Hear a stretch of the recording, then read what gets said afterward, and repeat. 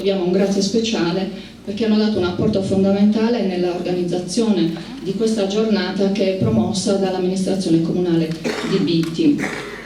Grazie anche agli amici di Bizzi TV che ci seguono. Ci introduce a questa giornata un breve video che vediamo già ora. Prego.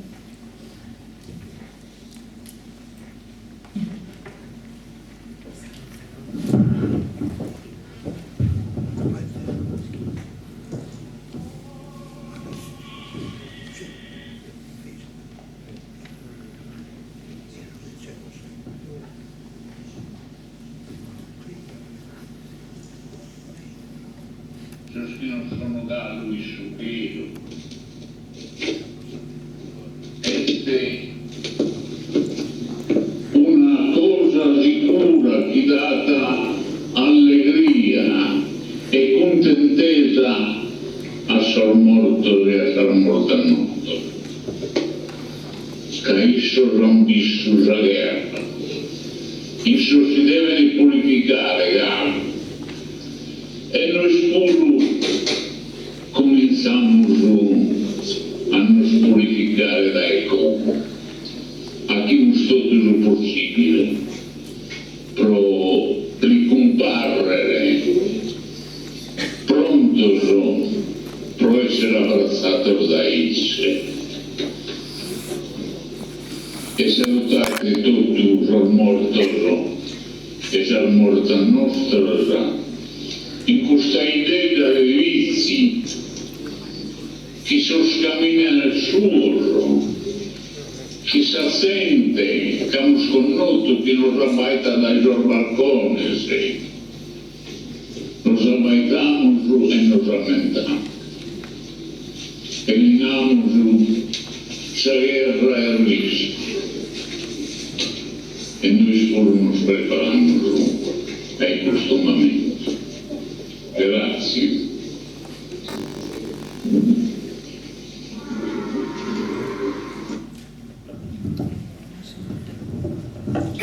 È un documento storico di cui dobbiamo dire grazie a Bustiano Compostu che lo ha registrato il 2 novembre del 2017, era l'ultima messa celebrata a Bitti da padre Turtas nella cappella del cimitero. L'ha messa a disposizione per questa giornata. Grazie a Bustiano Compostu, grazie tante, grazie di cuore. Le relazioni sono tante, perciò iniziamo subito. Io le introduco, siamo nella prima sessione che è dedicata a una vocazione radicata nell'identità. Io la introduco con una riflessione legata al rapporto speciale che ha sempre accompagnato padre Turtas alla sua comunità di Bitti.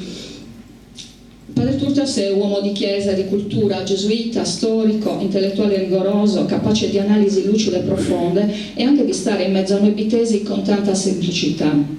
Una figura ricca, illuminata per le sue ricerche, diventate punto di riferimento irrinunciabile.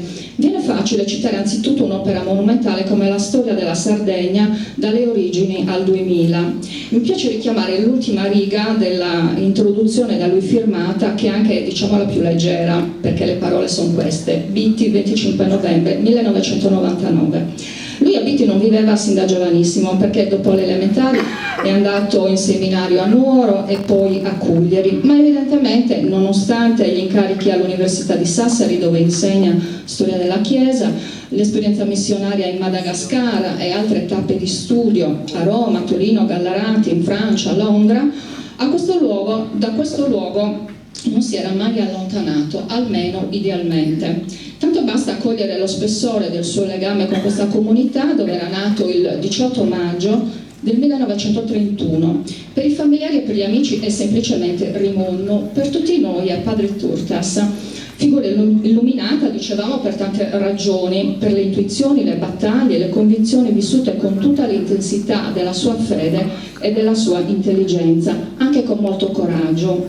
Voglio richiamare la liturgia in lingua sarda. Oggi ci ritroviamo praticamente a 18 anni esatti dalla prima messa in limba, autorizzata dall'allora vescovo di Nuoro, Monsignor Pietro Meloni, e celebrata da padre Turtas in un luogo del cuore per lui e per tutti i bittesi, come il santuario campestre dell'Annunziata. Era il 25 marzo del 2007, una data che è una pietra miliare in un percorso complicato, difficile, tanto da farci apparire o percepire quella celebrazione un momento lontano non solo nel tempo, eppure è tanto presente da interrogarci ancora, forse più di prima, sulle esitazioni, sui rinvii, sui dubbi che sin qui sono emersi. La liturgia in limba è così diventata una questione su cui confrontarsi, e se ne parlerà diffusamente in questa giornata con relatori di grande spessore, partendo dalle domande che lo stesso padre Turtas ci ha lasciato, consapevole del percorso accidentato di cui lui stesso dentro la Chiesa si sentiva testimone. Scrive nel 2006 nell'indimenticato libro Pregare in sardo: se agli italiani non si può imporre una liturgia in francese o in spagnolo, perché ai sardi se ne può imporre una in italiano, per di più escludendo quella in sardo. Padre Turtas richiama il concilio plenario sardo concluso nel 2001 e lo fa anche quando sceglie di celebrare quella storica messa nel santuario dell'Annunziata, un posto d'incanto dove il rapporto con Dio sembra forse più facile, incoraggiato da una natura che potrebbe far pensare a uno spicchio di paradiso terrestre, quasi un raggio di luce pronto a illuminare i cuori dei fedeli. Dietro ci sono una grande sensibilità pastorale e studi profondi, alimentati anche dalla formazione maturata nella compagnia di Gesù. In un libro, parlando della Chiesa sarda attorno al 1559, padre Turtas sottolinea: uno dei primi problemi che si pose ai gesuiti di Sassari fu quello della lingua. Una regola delle costituzioni dell'ordine prescriveva che ovunque fosse stato destinato per svolgere la sua attività, il gesuita doveva apprendere quanto prima la lingua del posto. Per padre Turtas non è solo un richiamo storico, ma, come dimostrano le sue scelte, un percorso pastorale. Per la messa in limba l'Annunziata gli sembra forse più congeniale di altre chiese, è luogo appartato, bello e lontano da ribalte turistiche, fuori dalle dinamiche dell'usa e getta che può corrodere anche i luoghi di fede. Vive da sempre un rapporto molto speciale con questo posto, dove arriva perfino a sublimare la sua generosità con una donazione che resta indimenticabile e di cui noi bittesi gli siamo sempre infinitamente grati. Non voglio ridurre la forza del suo gesto a un atto di sola, sebbene straordinaria, concretezza economica, ma è necessario ricordarlo perché forse dall'idea dell'essenza profonda della sua fede, della vicinanza mariana, dell'identità bitese e anche dell'etica missionaria che da giovane l'aveva portato nel Madagascar e da adulto lo aveva spinto a fare delle rinunce per sé pur di pensare agli altri, tanto più ai suoi compaesani. E allora negli anni '80 realizza un'opera grandiosa per la comunità, anche sulla base della disposizione dei gesuiti di rinuncia ai propri beni, vende i terreni di famiglia per poter realizzare una struttura molto importante, capace di dare ristoro ai pellegrini di ogni tempo e provenienza. Decisione meditata anche con un ritiro spirituale portato avanti nel silenzio del pendio impervio di Palazzanca, da dove poteva contemplare il santuario con le sue cumbessias. Perciò ogni volta che quel locale grande e attrezzato, capace di accogliere tutti in un abbraccio, apre le porte, è come vedere il sorriso misurato ma benedicente di padre Turtas. Lì ci sono i suoi sacrifici e i suoi affetti, quelli familiari e quelli comunitari, come pure è visibile il segno della sua carità cristiana espressa con un'accoglienza immediata e senza confini. Grazie alla sua donazione centinaia di persone possono ritrovarsi e fare comunità, dividendo pane e vino e tutto il ben di Dio che lì arriva. Una targa ricorda la scelta fatta da lui, riporto le sue parole naturalmente in limba. Questa doma è stata braicata sul 1985 a onore de Nostra Signora Sannossata, pro ammentu de Pascale Turtas e de Pepalizos e a beneficio de totus os che vi querem entrare. Pascale Turtas e Pepalizos erano i genitori. All'Annunziata non ha mai mancato di dare il suo contributo anche nei momenti complicati dovuti a questioni amministrative da risolvere. Le sue ricerche negli archivi storici sono state per questo molto importanti. Nel suo percorso mariano, padre Turtas ha un'altra tappa imperdibile, che è il Santuario del Miracolo a Bitti. Siamo nell'ottobre del 2016. Lui è già piegato sul bastone davanti all'altare e pronuncia delle parole sorprendenti per la carica di umiltà e di contrizione. Lo fa in occasione di un percorso ispirato alla misericordia, proposto da padre Turtas, da Bachisio Bandino e Nando Buffoni e accolto dall'allora parroco di Bitti, Don Mario Mula. Petto perdono. Voglio riportare le sue parole tratte da un articolo del nostro periodico Il Miracolo. Petto perdono, dice, richiamando l'omelia da lui pronunciata in occasione del funerale di uno zio con il quale i rapporti erano entrati in crisi dopo gli anni belli della vicinanza. Quella volta, sostiene, le sue parole sono state condizionate più da amaro risentimento che da cristiana misericordia. E allora, in bittese, per essere ben schieto, aggiunge: «Sapir mala e sta cancellare esattamente da sa vita nostra». È un messaggio potente ancora oggi per un uomo di chiesa che non faceva sconti neppure a se stesso. Nonostante i tanti anni passati e gli interventi brillanti che lo avevano accompagnato nel percorso accademico e nell'apostolato da gesuita, padre Turtas evidentemente ha custodito con affanno nel suo cuore quelle parole che avrebbe voluto cancellare volentieri dalla sua coscienza, perché, come riconosce, facevano poco onore a un uomo, figurarsi a un sacerdote. E allora sceglie il Santuario del Miracolo per fare pubblica ammenda, esprimendo così la sua fragilità di uomo e di sacerdote. Un gesto non facile, neppure per chi predica la misericordia, non scontato, perché dà voce ai travagli e alle contraddizioni che lambiscono ogni coscienza. Se riferito a Dio Padre, nos perdonata, proite noi dobbiamo usare che sorbalente se non dare perdono, dice ancora padre Turtas, concludendo la sua confessione pubblica, accolta dai presenti con un grande applauso, quasi a dargli il sollievo e a raccogliere il suo coraggio. Forse questo è il suo congedo da Bitti, perché morirà il 16 gennaio del 2018 a 87 anni. Lui, ordinato sacerdote nel 1953 a Nuoro, celebra a Bitti la sua prima messa il 30 dicembre, poi è viceparroco a Siniscola, parroco a Oniferi. Nel 1957 la scelta di proseguire gli studi e di entrare nella Compagnia di Gesù. Nel 1962 va in Madagascar, dove studia il malgascio, la lingua locale, e matura lì la convinzione che occorre annunciare il Vangelo nella lingua dei fedeli. Nel 1964 in Francia studia alla facoltà teologica, dal 65 al 69 è alla Pontificia Università Gregoriana di Roma ed è poi pronto a tornare in Madagascar, partenza programmata nel gennaio del 1970. Incontra tante parrocchie di questa e altre diocesi per raccontare la sua Africa, la realtà che aveva già visto in Madagascar, e raccogliere anche offerte da portare a chi ha più necessità. Ma nel novembre del 1969 un evento lo segna per sempre. Sotto i suoi occhi muore all'improvviso il fratello Valerio. Succede a Bitti, vicino alla chiesetta di Sant'Elia. Durante una passeggiata, padre Turtas non torna in Madagascar, è una decisione molto sofferta per lui, ma gli consente di stare vicino ai genitori.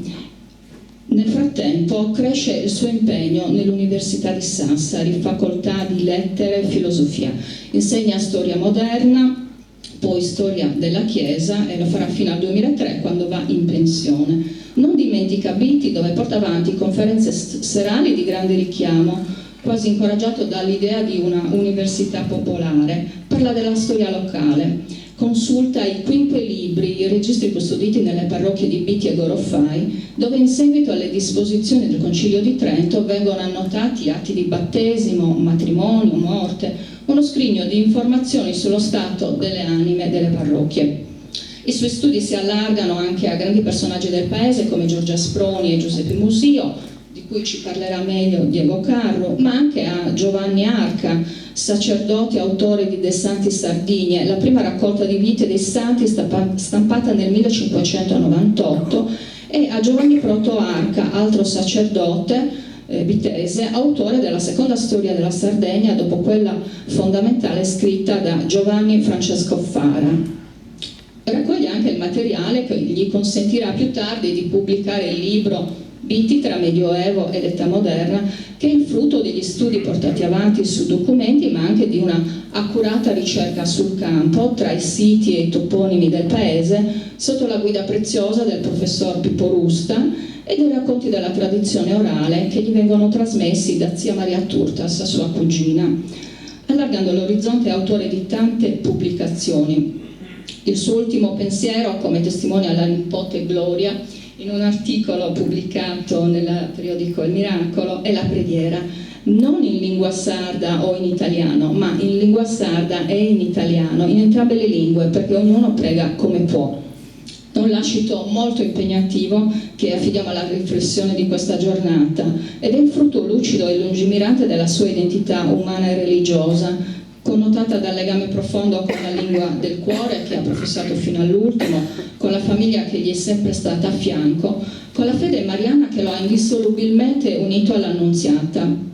La lingua materna, la famiglia sannossata si intrecciano e diventano poli di riferimento nel suo apostolato e nell'intenso percorso di studi che alimenta i suoi libri. Conciliare la ricchezza identitaria con la liturgia e la profondità colta e sensibile della riflessione che porta con sé è il traguardo dell'anima che ancora oggi comunica con i suoi scritti, quasi a ricordarci che quel traguardo è di tutti, da sostenere con gli strumenti del cuore, della cultura e della fede. Io mi fermo qua, a questo punto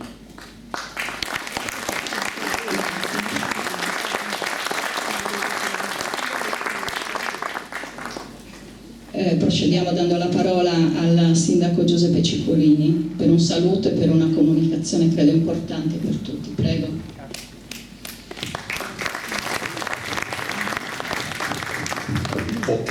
Poche parole per evitare di togliere tempo agli illustri relatori, che saluto e ringrazio per aver accettato il nostro invito, ma per salutare tutti voi presenti con un saluto particolarmente affettuoso al nostro Vescovo, Monsignor Antonio Lura, presente in ogni momento importante della nostra comunità, e per questo lo ringrazio, Monsignor Sanguinetti, e appunto a tutti voi.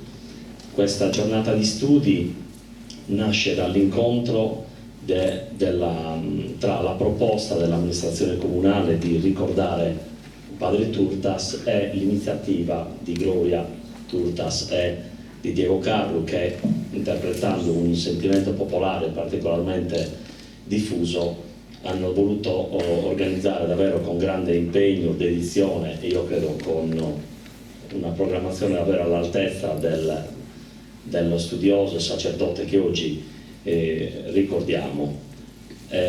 L'amministrazione comunale, poco dopo la morte di Padre Turtas, ha internamente discusso sulla possibilità accolta e comunicata anche al Consiglio Comunale di intitolare la biblioteca comunale a Padre Raimondo Turtas. L'abbiamo fatto ieri con la delibera di giunta, che quindi ufficialmente attribuisce questo per noi importante riconoscimento per il ruolo che la biblioteca svolge nella nostra comunità, troppo poco naturalmente rispetto a quanto Padre Turtas ha fatto non solo per il nostro paese, per la nostra comunità, ma per tutta la Sardegna con i suoi preziosi studi. Io penso che sarà una giornata interessante non solo di ricordo, ma appunto di approfondimento e di studio, a cui seguirà una pubblicazione che cureremo per fare in modo che ci sia un ricordo concreto e a beneficio anche delle persone non presenti. Io personalmente ho uno splendido ricordo di Padre Turtas, non ci sentivamo spessissimo, io lo consultavo quando avevo bisogno di informazioni precise e dettagliate, in particolare su argomenti che riguardavano magari l'intitolazione di un luogo. Ricordo quando decidemmo, dopo la prima alluvione, di riconoscere proprio alla piazza che chiamavamo sempre Abiti Piazza Coconello, la piazza San Giovanni, noi commissionammo un'opera per San Giovanni, e ricordo che l'artista realizzò una scultura su San Giovanni Battista. E però a me venne il dubbio, ma come mai San Giovanni Battista qua, se c'è anche nell'altopiano? E allora lo chiamai e lui naturalmente mi disse che avevamo sbagliato, perché era quella, lì c'era la chiesa di San Giovanni Evangelista, per cui donammo la statua alla chiesa di San Giovanni Battista, realizzammo una nuova statua per San Giovanni Evangelista. Insomma, la sua presenza era sempre puntuale nel accompagnarci anche nell'evitare degli errori. Io lo ricordo, oltre che come un grande studioso, come un uomo di pace, come un uomo che invitava sempre alla riconciliazione, e allora io sono convinto che le riflessioni di oggi saranno un arricchimento anche da questo punto di vista, perché è proprio vero che a volte tra persone, tra noi, anche tra persone di fede, non perdiamo, o meglio, perdiamo l'occasione per riavvicinarci, e magari invece ci lasciamo andare anche magari con leggerezza a momenti di tensione anche non necessari in questo periodo, in questo tempo, in questo mondo che già vive le sue tensioni. Per cui io sono certo che sarà una giornata di arricchimento anche personale per ognuno di noi, e come avrebbe voluto Padre Turtas, ognuno di noi andrà via da questa giornata con qualcosa in più, sia appunto ripercorrendo i suoi studi che il suo grande lascito morale. Per questo voglio ringraziare lui, i suoi familiari qua presenti e che hanno accolto con grande entusiasmo la nostra iniziativa, e augurando un buon lavoro a tutti.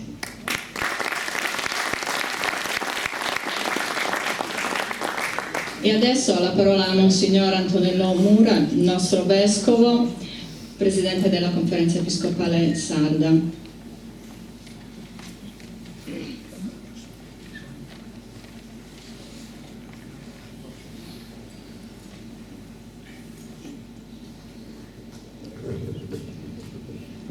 Sì, sono anch'io felice di essere qui, e davvero il mio plauso insieme a quello della Chiesa nuorese per questa iniziativa che l'amministrazione ha voluto prendere, e che ringrazio quindi il sindaco, perché le memorie sono sempre molto corte anche nel campo ecclesiale, non solo nel campo civile, e a volte dimentichiamo ciò che è stato, privilegiando quello che è momentaneamente per passare velocemente a un'altra pagina, e invece le pagine bisogna leggerle e la storia ci aiuta. Quindi grazie anche a Diego Carlo e a Gloria per questo coordinamento, a tutti i relatori e a Monsignor Sanguinetti, felice di condividere con lui anche questo momento a nome di tutta la Chiesa sarda. Il mio è un'introduzione, un ricordo, un saluto. Non sarà assolutamente un passaggio storico, perché questo spetta ad altri che ben più di me possono parlarne. Certo, ho pensato che cosa dire, perché ho incontrato diverse volte Padre Turtas, soprattutto a Sassari quando studiavo, ed è stato anche mio docente. E su questo mi rifletterò un attimo. Certo, la mia impressione è questa, che ricordiamo un uomo, un sacerdote, quindi un gesuita, non facilmente omologabile. E quindi, nonostante tutte le parole che diremo, difficilmente catturabile. Anche dalle riflessioni più belle che ascolteremo, che saranno sicuramente importanti. Perché era un uomo veramente ampio, con sguardi non ristretti, non a caso è stato uno che ha girato anche una buona parte di mondo. Come personalità, come uomo di chiesa, come docente, sfugge a ogni restrizione quindi di sguardo, e forse credo che sorriderebbe non poco nel vederci qui a ricordarlo, e ci prenderebbe forse in giro bonariamente e non solo. La prima immagine che io ho di lui, vi dico subito, potrebbe essere banale, ma non lo è nel contesto di quello che diremo, e lo si vede anche dalle foto, infatti mi hanno fatto sorridere. A me mi colpiva, giovane sacerdote, di quelli che credono di avere il mondo tra le mani, come tutti i giovani, e mi colpiva questa sua postura anche giacca e quella camicia sempre abbottonata fino all'ultimo bottone, sempre, sempre. Io dicevo, ma non si libera mai. Era una maniera di impostare la sua vita, poi l'ho capito, era veramente rigoroso. Era rigoroso anche nel modo di vestirsi, mai sbottonata. E mi colpiva perché adesso mi è tornato in mente, sembra un atto banale, però non lo è nel complesso di una persona che era volutamente originale, dico volutamente, fortemente innovativa e anche estremamente polemica come personalità, però rigorosa, perché non perdeva nessun tratto di quell'appartenenza a cui voleva rimanere legato. Anche intellettualmente era così, oltre che come uomo di chiesa anche come gesuita, ma sempre persona premurosa, amando circondarsi di amici e non solo di studiosi. Contemporaneamente era, oltre che molto colto, curioso, molto curioso, amabile, generoso, mai banale, anche quando sapeva di fare il provocatore, perché a lui piaceva un sacco provocare. Personalmente, dicevo, l'ho conosciuto a Sassel, dove studiava e dove lo ebbi anche come docente. Quando scoprì, perché non è che mi presentavo col colletto, devo dire, quando scoprì che era un sacerdote, mi cercava e mi chiese più volte di andare a trovarlo nella sua casa, prima in una poi nell'altra, ma soprattutto in quella di Via Dante.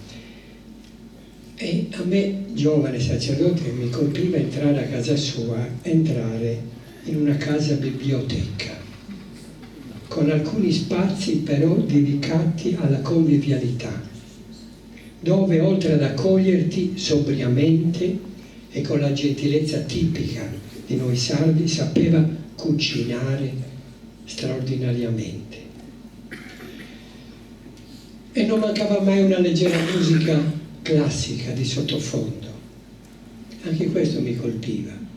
Un uomo circondato da libri, generoso nell'accoglierti e nell'ospitarti, questa musica classica che dominava il tuo stare con lui. Per lui mangiare insieme era comunque l'occasione per sapere, capire e intuire cosa stava accadendo nel mondo ecclesiale, persone, riferimenti, diocesi, la cui lettura per lui era generalmente molto critica, fin troppo per un giovane come me, che aveva però imparato a leggere dentro le sue parole il desiderio di una Chiesa rinnovata e aperta. Gli bastava una parola, in sardo o in italiano, un termine, perché ne nascesse una discussione con relativa riflessione e a volte con conseguente sentenza. Ma lui era un uomo internazionale e aveva questo sguardo che anche quando parlava di Chiesa, di lingua sarda, di liturgia sarda, di liturgia in prospettiva, così che usava la lingua sarda, però non era rivendicativo. Era un uomo che comprendeva anche i tempi, perché studiava la storia e sapeva che la storia ha margini molto più ampi di quelli che vogliamo restringere. La sua identità era questa. Io mi divertivo, devo dire, molto con lui e non evitavo di rispondergli qualche volta. Da una parte provocato e dall'altra provocatore. E questo qualche volta gli dava un po' di fastidio che un giovane gli rispondesse, ma per un altro verso lo incuriosiva ulteriormente. Mi colpiva poi come viveva il rapporto col mondo ecclesiale, lui che non era gesuita ma non in una comunità, era docente ma libero pur rappresentando la Chiesa, e lì mi colpiva il legame che aveva con una parrocchia di Sassari, quella di San Paolo, dove andava ogni mattina a celebrare, e la sintonia perché conosceva anche il parroco, con Don Moretti, che era il suo interlocutore preferito. Nei discorsi con lui entravano persone, dicevo, e situazioni con estrema facilità e con giudizi talora sferzanti, molte volte nati da conoscenze dirette, ma con quel linguaggio vero, poco ammorbidito e con un fluire di parole sovrabbondante, quasi ininterrotto. La sua storia della Chiesa, il libro su cui abbiamo riflettuto e rifletteremo oggi, è straordinaria, ma non solo per come racconta la storia della Sardegna e della Chiesa in Sardegna. Mi piace ancora rileggere, l'altro giorno sono andato a vederlo e guardavo molte note, perché è pieno di note, è ricchissimo di note. Mi convince ancora come scrive, non solo citando le fonti, ma anche descrivendo sempre con una punta di leggerezza fatti e persone, con annotazioni che non dicono tutto, ma fanno immaginare di più. Questo è il mio Raimondo Turtas. Grazie di avermi ascoltato.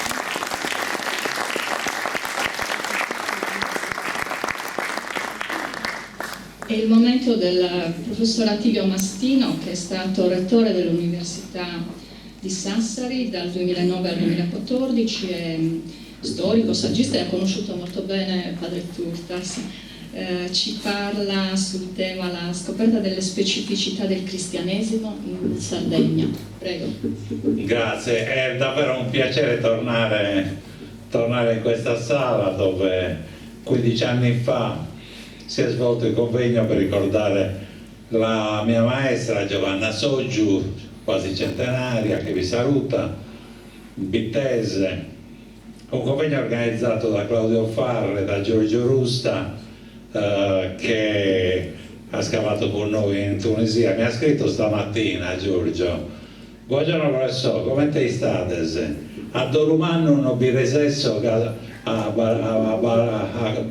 arrivare casemos in Sarnossada, uno dei zoologos de Sugoro de zio Raimondo, approntando esa estate sul 20 di marzo. Quindi, siccome Rusta è celebre tra gli archeologi che hanno scavato in Tunisia, perché arrivato la notte tardi dall'aeroporto, la mattina alle 6 è stato svegliato da un collega, Mustafa Canussi, si è affacciato alla finestra per dire che tutti dormivano, gridando a cabacchera, appena mira devo bussare. Quindi ho questo legame molto forte con le persone che hanno amato padre Turtas, con la nipote e gli altri. Quando scomparve a Sassari nel 2018, 87 anni di età, lo ricordammo come maestro rigoroso, severo, amico sincero, esponente di punta del movimento per l'ingresso della lingua sarda nella liturgia. La questione della lingua e della cultura della Sardegna è centrale per inquadrare la sua figura tipica. Sarà certamente approfondita nel corso di questa giornata. Per Turtas la lingua sarda, derivata direttamente dal latino volgare, con questo particolare carattere conservativo nel centro montano, può essere oggi una risorsa irrinunciabile, un simbolo della profondità della storia, della capacità di elaborazione anche poetica e musicale delle comunità locali. Oggi diamo per acquisito un radicamento territoriale di una lingua sarda che mantiene una freschezza e una capacità espressiva innanzitutto in rapporto con un luogo, con una geografia, con un ambiente naturale e umano. Abbiamo raggiunto il senso profondo di una ricchezza che deve essere difesa e coltivata nel rispetto di una storia lunga dove la lingua è anche pensiero, riflessione, strumento per intendere la realtà, per entrare in comunicazione profonda con gli altri, per identificare un'appartenenza.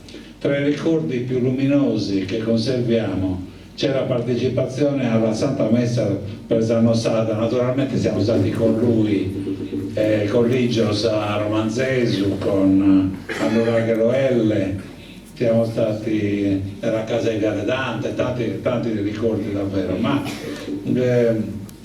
a Pitti, nell'antico santuario, caro alla sua famiglia, Turtas pronunciava le sue straordinarie omelie in una lingua che ci emozionava per essere limpidamente ancorata al latino. In occasione della festa dell'Annunciata, un momento intenso per tornare commossi alle sue origini lontane. Eravamo arrivati in tanti da Sassari 25 anni fa per ascoltarlo. Quando finalmente cominciò l'omelia, ero anni che attendevo quel momento, Turtas fu interrotto da una turista sgarbata che diceva che il figlio non capiva una parola. Sappiamo tutti che Turtas non era un uomo che si faceva impressionare e dunque continuò imperterrito in sardo promettendo una traduzione in italiano alla fine della messa. Sorridevamo leggendo alla fine degli anni '80 i suoi interventi sull'ortobene, quando sparava con la mitragliatrice sui vescovi per le lentezze del concilio plenario sardo, fin dall'insediamento in Ogliastra delle commissioni antepreparatorie per la missa in limba, considerata essenziale per riconoscere uno specifico identitario. Terminato 20 anni dopo quel lunghissimo concilio, effettivamente aperto solo nel 92, la mitragliatrice fu imbracciata ancora una volta dopo il 2001 per sparare ancora una volta sui vescovi, questa volta perché alla rovescia non davano attuazione ai decreti sinodali, pure prudentissimi sul tema del rapporto tra l'università della Chiesa di Dio all'inizio del terzo millennio e la dimensione locale. Conoscendo bene la proposta elaborata dal parroco di Bulzi, Don Tamponi, Turtas riteneva che il cammino verso la piena valorizzazione della lingua sarda, presonera tra nuraghes e baddes solianas, e dettori che parla, marginalizzata nel contesto religioso, sia stato segnato da numerosi ostacoli, non solo legati alla tradizione liturgica, ma anche da una visione di inferiorità culturale che ha accompagnato la lingua sarda, percepita come minore rispetto ad altre lingue. Di tutto questo però parlerete stasera o stamattina. Del resto con molti di noi si era scontrato frontalmente, come in occasione delle celebrazioni per i 450 anni dell'università volute dai nostri colleghi storici delle istituzioni, partendo da quel 1562 della nascita del collegio gesuitico. Dalla nascita del collegio gesuitico ho fatto vedere a Monsignor Mura la copertina del libro La casa dell'università. Arrivavano Giorgio Napoletano e Gianfranco Fini. Lui sosteneva sostanzialmente che l'Università di Sassari non aveva 450 anni ma 400. Arrivavano Giorgio Napolitano e Gianfranco Fini e chiaramente la polemica interna rischiava di creare imbarazzo che generosamente però non volle suscitare. In quell'occasione tacque e poi ribadì comunque che l'avvio dei corsi di filosofia e teologia a Sassari era avvenuta solo nel 1612 e 20 anni dopo la trasformazione del collegio in Università di Diritto Reggio, e aveva anche, voglio appunto riparare l'errore che era stato fatto in passato a iniziare dai primi rettori, e aveva anche ironizzato sull'uso incrociato delle parole sigillo o di stemma che facevamo in maniera sbagliata, tanto che arrivavamo a convincere il pubblicitario Gavino Sanna a rettificare il sigillo. Dunque non trattava temi locali, considerati da tanti inferiori o di nicchia. Del resto le tappe della sua formazione sono davvero internazionali: Cuglieri, Gallerate, Lione, le citerete varie volte, Roma, la Gregoriana, facoltà di storia ecclesiastica, Londra dal 67, dove ottenne la laurea dottore in storia ecclesiastica un anno dopo aver iniziato a insegnare da noi. Ho un mio ricordo, ho visto che non era errato, di una lunga missione in Madagascar prima di tornare in Sardegna. Con questo incredibile retroterra culturale, nello stesso anno arrivava finalmente alla facoltà di Magistero di Sassari, 71, appena costituita. Poi di lei è stato il professor Catalano a chiamarlo a Sassari, poi di lettere e filosofia, inizialmente assistente incaricato di storia contemporanea, poi titolare di storia moderna e di storia della Chiesa dall'84. Sono convinto che proprio l'esperienza internazionale abbia pesato per guardare con occhi nuovi alla Sardegna, alla sua posizione nel Mediterraneo, al valore della cultura e dell'identità locale, alla necessità di una riforma degli studi che scoprisse tante strade nuove. Dunque i suoi interventi ai convegni organizzati a Sassari da me, quelli sull'Africa romana, non so dirvi i titoli, ma sulle riviste come la rivista di storia della Chiesa in Sardegna, con riferimento ai rapporti con l'Africa, Fulgenzio de Luspe, Gregorio Magno, la nascita delle diocesi su Sandalion con De Sulci, il convegno su Eusebio che compare nel volume firmato da me, dalla mia maestra e da Natalina Spaccapello nel 96, contiene un suo articolo sugli informatori sardi di Gregorio Magno. Tutti temi che avrebbero avviato approfondimenti da parte sua e dei suoi allievi fino ai giorni nostri, con il prezioso spunto sulle province ecclesiastiche e i confini territoriali subprovinciali della Sardegna pregiudicale, che in qualche modo sono collegati ai confini tra giudicati. Basta sfogliare del resto il suo capolavoro, il volume del Giubileo, per capire quanto fosse stata accurata la revisione critica delle fonti, la severità verso i falsari, la valutazione puntuale degli studi precedenti, con l'impegno di aggiornare periodicamente l'opera, che costituisce anche per l'età antica un punto di vista essenziale. Non mi azzardo a parlare dei campi di sua diretta competenza, l'età medievale moderna. Dopo il pensionamento nel 2003 scrisse ancora su Gregorio Magno, il registro delle lettere nel 2007, e sui Gesuiti, e alla fine, su incarico del rettore, era impegnato nell'edizione di un imponente corpus documentario per la storia dell'Università di Sassari e nella revisione del suo volume principale. Il lettore coglie l'attenzione inusuale in un manuale di storia della Chiesa, la Chiesa sarda dalle origini al 2000, per il rapporto tra la provincia romana e il Barbaricum.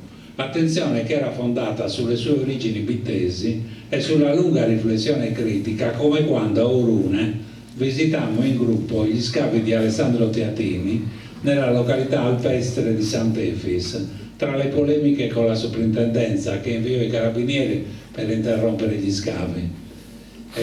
Qui passava la strada direttissima Olbia-Carales, che toccava, secondo l'itinerario antoniniano, la stazione di Capututirsi, forse a Budusò, forse Pitao diceva più i comodi bitti, strada rifatta in un anno preciso, perché abbiamo i miliari, da un personaggio centrale come quel governatore Flavio Massimino, che sappiamo da Amiano Marcellino, amico e sodale di un mago sardo che riusciva a evocare i morti e grazie ad essi indovinare il futuro e compiere i malefici.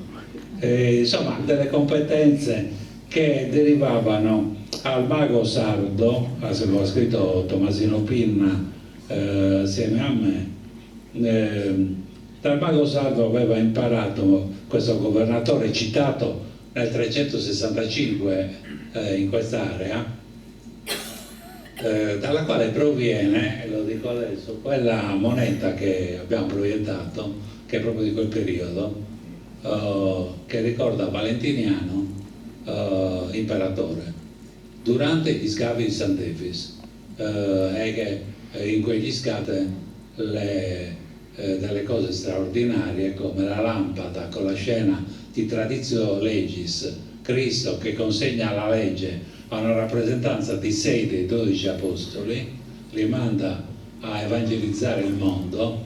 Ben prima dunque questa lampada che Gregorio Magno dicesse che in Sardegna non soltanto all'interno della provincia romana, ma anche nel Barbaricum, a Pitti,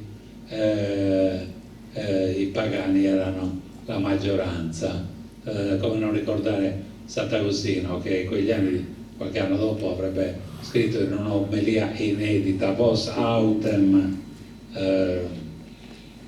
pagani eratis ante paucos annos, modo Christiani estis, parentes vestri demonis serviebant.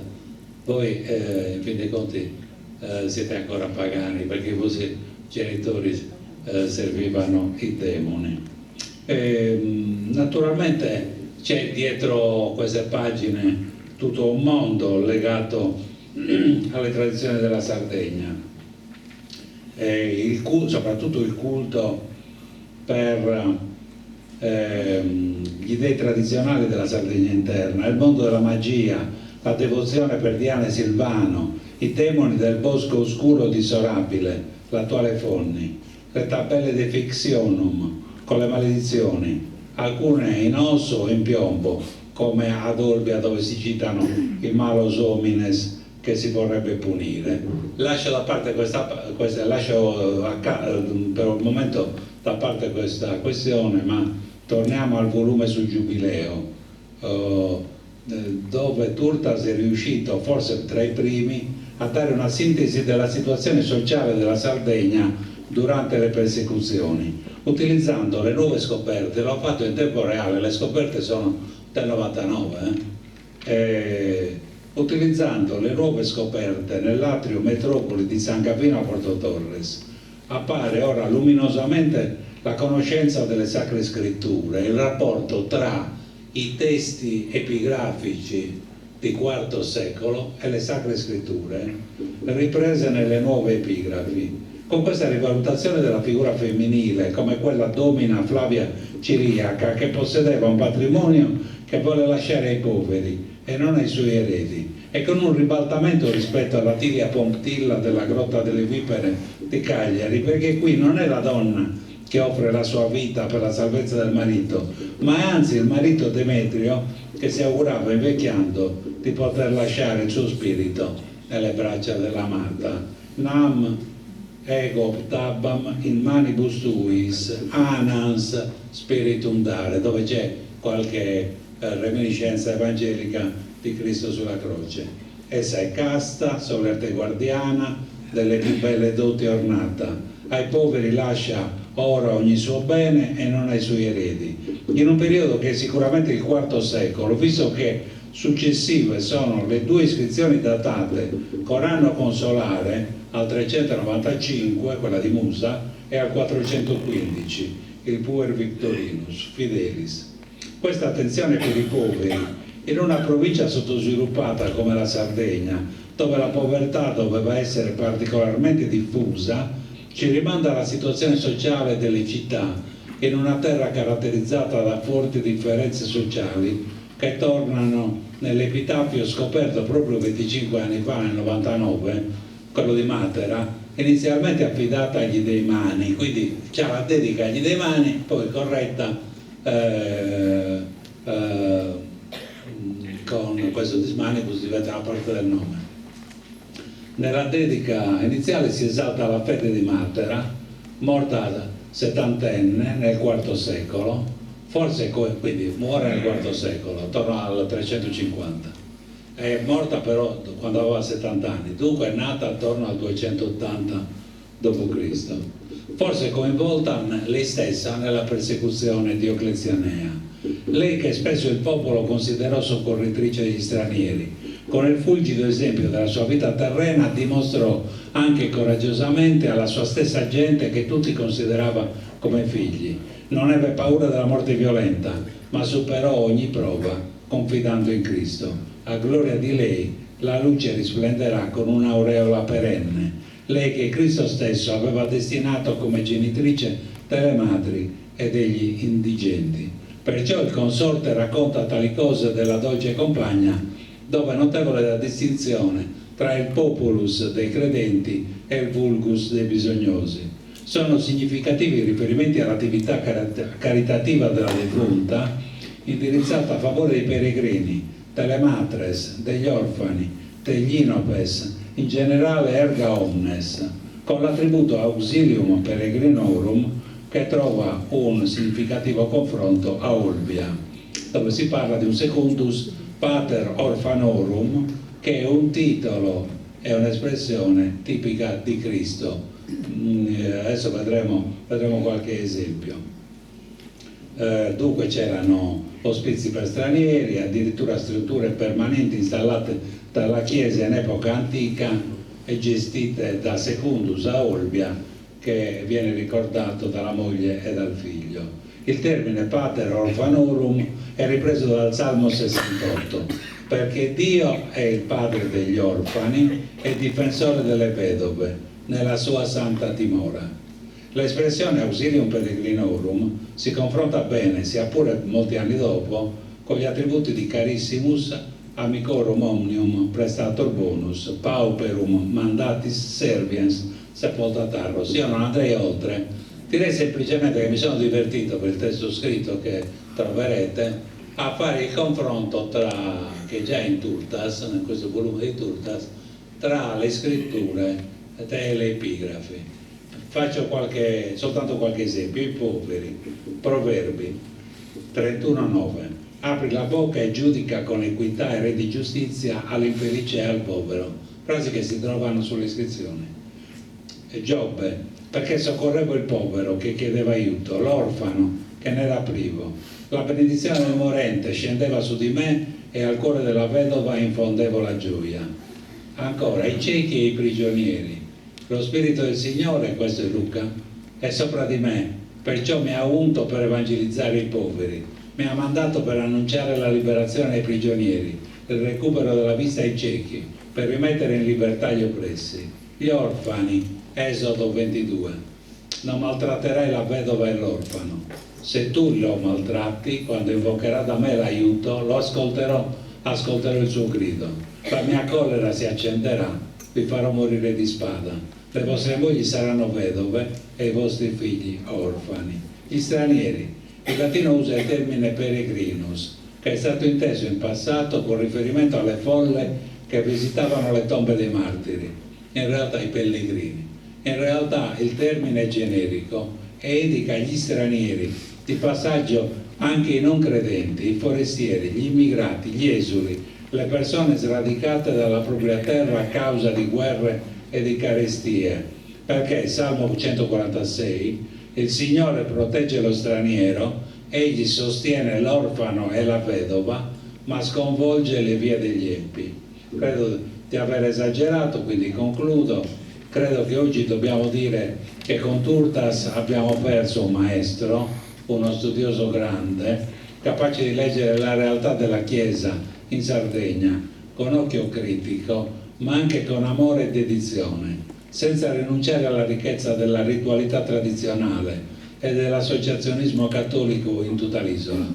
Per me personalmente è stato un punto di riferimento costante, anche critico, che pure non lesinava critiche severe, ma era anche capace di stimoli e suggerimenti con amicizia e con affetto. Grazie.